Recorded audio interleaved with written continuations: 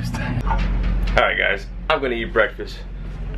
Bomb squad gave me that to defuse. I have no idea what that is. I'm gonna leave it up to the experts. I'm gonna eat this first, and then it's bomb squad time.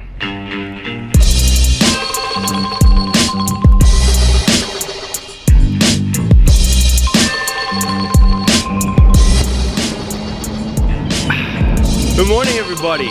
Today we're gonna be covering one of the most elite, one of the most dangerous units that we have here at the Miami Police Department, and that is the bomb squad. I'm gonna go ahead, bring this back to them and return it. And we're gonna go in and meet the bomb squad right now. What's up, Nick? Hey, how you doing? Good. Go ahead, introduce yourself to everyone. How you doing? I'm Detective Robert Rodriguez from the City of Miami Bomb Squad. That's right, it's right there on his shirt. And I believe this belongs to you. Oh, okay. I was a little nervous. I appreciate you letting me do it, but I got a little bit too nervous. I didn't want to cut the wrong wire. Yeah, it's a battery pack for a wheelchair. Thank you. Really? That's what you guys give me? Yeah. Is it okay if I call you Rob? Absolutely. Okay, we're here with Rob at the bomb squad shop, warehouse, what's this thing called? We call it the bomb shop. It's the bomb squad's office. Okay, so we're here at the bomb squad's office and Rob is gonna show us around. All right, let's start from the front because I see this Ram truck, man. Is that a Hammy? It sure is. Yeah, so you guys got a nice truck here. We get the big wheels going on. What do you use this guy for? This one, we mainly use it for utility purposes, like pulling the containment vessels or something of that nature. We have to throw something on the back of the truck. Okay, so you use it to haul around stuff? We use it to haul around stuff. Okay, cool. All right, so you got the Hemi, and who's this guy right here? This is 2301. We basically use this as a backup bomb response vehicle. Well, who are these guys? These are my partners. Hey, how you doing? Good, Steve Lorenzana. How you doing? And Serafino Dornan. Hey, how are ya? All right. These are the squad members? These are my squad members. All right, outstanding. And this is our office. That's your office? It's our office. You guys are pretty hardcore. We do what we can. Look at that. All right. State of the art? Uh-huh. So Rob, what are your credentials? How long you been on? I've been on 25 years in the City of Miami Police Department. I've done everything from patrol, I did investigations, I've been in SIS a long time, and I've been a bomb tech since 2000. From 2000, 17 years, or going on 17 years. You got all your fingers? I sure do. So tell me about what you do here. All right, so the bomb technicians that are assigned here to the bomb squad, we have several different functions. Our main function, obviously, is to respond to suspicious devices, explosives, in some cases incendiaries, but we also do a lot of presentations. We do training with the training unit. We assist the young officers and the veteran officers in keeping up to speed with anything to do with explosives and in our field. We also investigate bomb threats, and we do post-blast investigations with the FBI and with the ATF as well.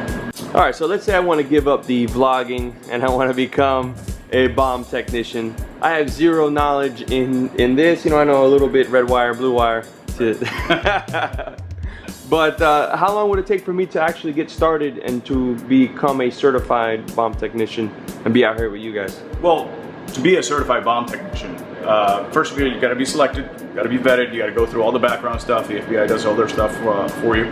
Assuming that you made it up to that point, you'd get on a waiting list to go to the Hazardous Devices School in Huntsville, Alabama, the Redstone Arsenal.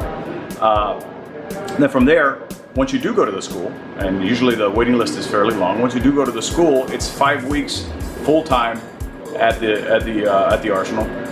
Once you get your certification as a certified bomb technician, then you come back to us and we start working.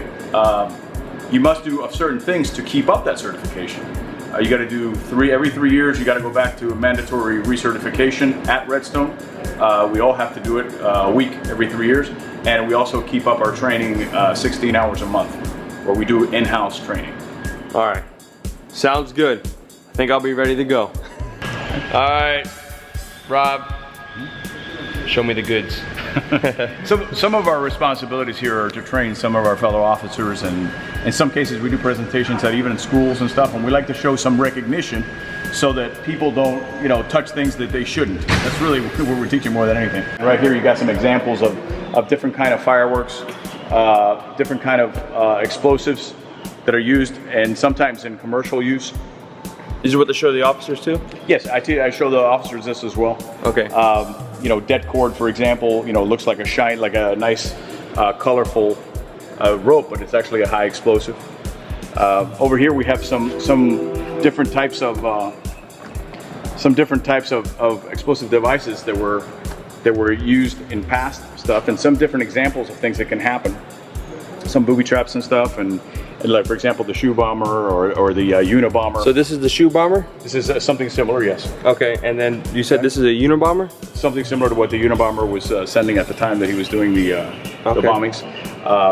And then here we put some little circuits and stuff and parts that not necessarily are explosive, but they show that how small electrical things and components can be. Okay. And here we have some of the military style explosives, TNTs, C4, the pipe bombs and grenades, etc. All right, Rob, so let's go through a day. You get a call about a suspicious device, okay, and they need none other than the bomb squad. So you get a call, what do? We'll head out, we'll come over here, we regroup, the team will get ready. We'll usually take EOD-1, which is our primary response vehicle. EOD-1, aka the Big Sexy.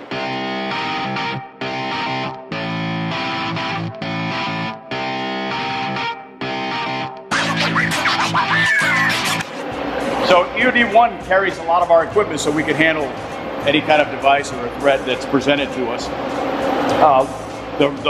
The important thing here is that we use the correct type of equipment for the correct situation. When possible, we try to go remotely. Okay. You know, so to avoid the time on target. By remotely, you mean hands off? Right. Right. Whenever possible, we try to maintain the hands-off status. Okay, so you guys, no touching. We try not to. No touchy. Unfortunately, a lot of times we may not be able. That may not be an option. Okay. That may not be an option, depending on the circumstances, where the device is located or whatever. Then we may have to go into using some of our other equipment to actually walk up to devices. All right. Is this our bomb squad? That is what they call the crab, the bomb squad logo. All right. Here's where we drive the robot. This is Seraphin. Are you the robot driver? Yes, I am. All right, sounds good. Let me tell you a little bit about the robot. It's an F6B from Remotech. So how heavy is this thing? It's about 350 pounds. This is the guy that you would prefer to go to. Whenever we can, we try to do remotely as our first option. Okay. You got 5 different cameras. You've got the claw. You've got we can actually hear, and we can speak through the remote. And so it has several different things that allow us to employ some of our senses downrange. Okay. Without being there. All right. So, what would you use the speak function for? If we needed to speak to someone.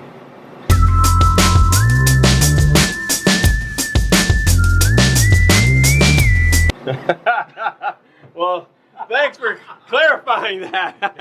it could be in a hostage situation. It could be someone all of a sudden gets in the shot and the perimeter wasn't I got you. Secure or whatever. Or to speak to the other tech, which is also something that's been used quite often. Okay, I got you. Okay.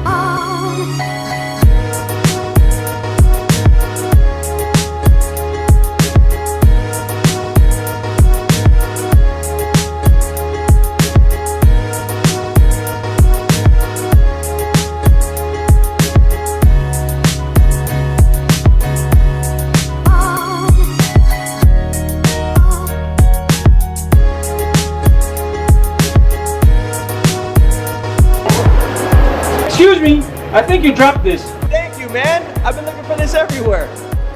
Can you let go now? Hello. Thank you. Appreciate it. All right, so he's going back in the home. Yep. Obviously, this guy is the one that you guys would like to use, right? This would be our first option, is to do some kind of a remote technique. This is obviously one of the better ones. Okay. So we will choose to use this whenever possible. Okay. And if you can't use it, something goes wrong, something, for some reason we can't go remotely, we have to walk down range, then we don the EOD 9 bomb suit. Wait a minute. I've seen this guy somewhere. Huh?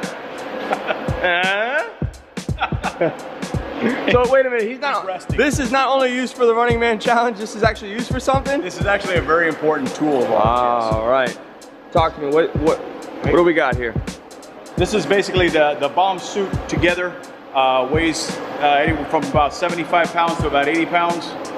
The helmet weighs about 15 pounds. And it's a very thick and cumbersome item. It's made out of Kevlar and Nomex. And all these fibers are what can protect us from some of the heat, some of the frag, some of the shrap and stuff, and disperses some of the blast pressure. Okay. Some of it. Some. Give me one of the heaviest suits you put on, more or less. It's over 80 pounds. Over 80 Probably, yeah, closer to 90. And then when you start you sweat a lot and everything else, and you use these suits, so they tend to get heavier along the way. So, man, but that's the way I'm thinking is like, you got this heavy suit, but your movements have to be so precise. So you must be kind of fit, man. You have to. It's a lot of practice. It's a lot of practice. It's a lot of practicing your dexterity and knowing how to move around in the suit is a very important thing. It's just extremely important when it comes to this practice. Now, so we got our suit, our robot, okay. Sure. We got the devices. You're out there. You grabbed it. Now what? Well, we have a lot of different ways to disrupt different packages and open packages up and take them apart.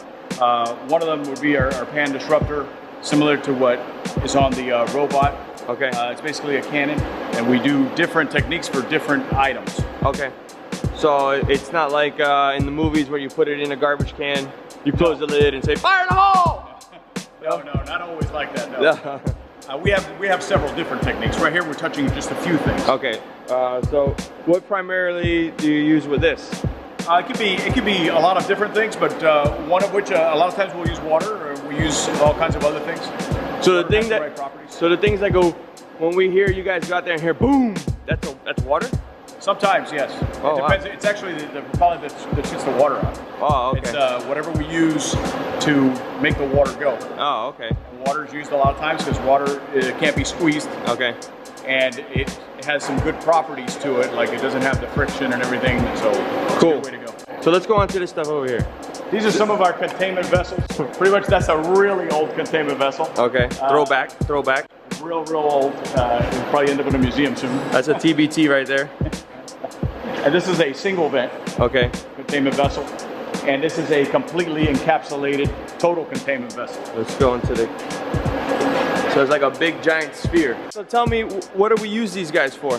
So the containment vessels, a lot of times is if we absolutely have to move something that we deem suspicious or explosive, we can use these to transport them from one place to the other to preserve life and property and everything else in case it actually does go off. Okay, so these are just transport vessels, I guess? Right. And then you move them to another location. They're transport vessels for a certain amount of explosives. Okay, cool. All right, so what's gonna happen over here? All right, so we're gonna set up a little demonstration for you. We're gonna deploy one of our other techniques. We don't get into a lot of specific details and stuff, for obvious reasons. Right. We're gonna deploy another type of water shot for you guys, just to give you a little demonstration. All right, sounds good. All right, so what are we about to do? So before this particular demonstration, we're gonna yell out 3 fire in the holes to let everybody know that they may hear a slight explosion or a loud sound. So we're gonna do a fire in the hole this way, a fire in the hole this way, a fire in the hole that way, all right? That way. So go ahead, Nick, you can go ahead and have the honors. I'm going this way, this way, this way. That's it. All right, here we go. Manly voice now. Fire in the hole! Fire in the hole! Fire in the hole! Grab this thing. Oh, okay. Now, press that button. Okay. One finger, press it. Boom! Press it, All right, what happens? Hold it down. All right. I heard a Okay. like an electronic you see that? noise. Yes. You see that red light? Yes, sir. Okay, that light's on. Yes, sir. You're ready, good to go. All right. Press this button to discharge. All right, but why are these guys walking away? I don't know. Go ahead. All right. Wow!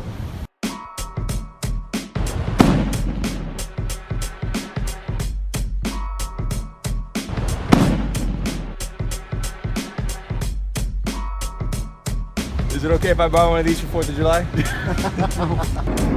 Man, we totally missed the opportunity to sign off. I didn't even think about it. Should have said, don't forget to like, share, subscribe. Okay? You can see what happened. Okay? The force of the water, what it did. That was just water? That's just water. Wow. With a very little amount of explosive. Come over here. This was left of the backpack. This bottle was inside the backpack. Ripped it to shred. Nice. Okay? The backpack, 2 halves, all the stuff that was in there, just spills it out. This is what we call a general disruption. Okay. Okay? And that's what everybody hears. That was very loud. Your kid's gonna be mad that you used their book bag. Slightly. So, You can still use it. Daddy, get him another one. Yeah. Oh yeah, you can also put out there that we're looking for donations. Whoa, go ahead, plug. We're looking for any schools that have any leftover book bags that would like to donate it to us to use as a training aid. Okay. We would appreciate it. All right, guys. It's a little bit about what the bomb squad does. Appreciate you guys. And we're gonna be off to lunch.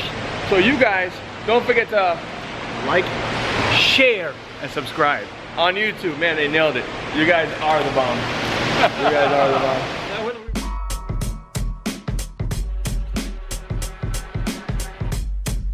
Guys, I know we said we were leaving, but in the movies, all those explosions with the big fireballs, debunk it. Is that real? No. No. No. Okay. Well, it's all pyrotechnics. It's all pyrotechnics. It's movie magic. Explosions are bad. Explosives are bad, but they make them even worse. Okay. Okay. It's Hollywood, baby. Sounds good.